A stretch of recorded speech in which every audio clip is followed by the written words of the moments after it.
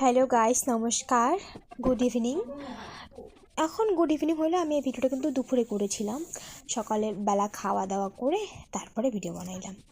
আমার কিন্তু ভিডিও বানার একটা আগ্রহ, ইন্টারেস্ট যাকে বলে, হয়েছিল মহুয়াদির ব্লগ দেখে, প্রবাসে ভয় কন্যা।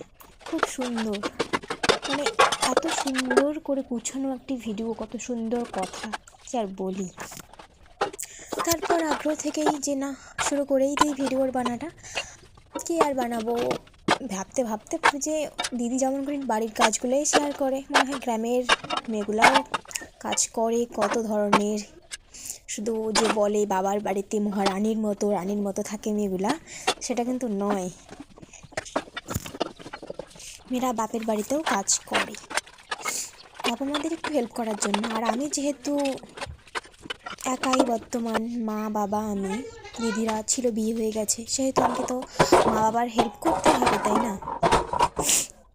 যা ভাবার তাই কাজ, ভিডিও বানা শুরু, কাজও হচ্ছে, পড়াশোনাও তার পাশাপাশি হচ্ছে। আর সারাদিন একা একা থাকি, মনে হয় যে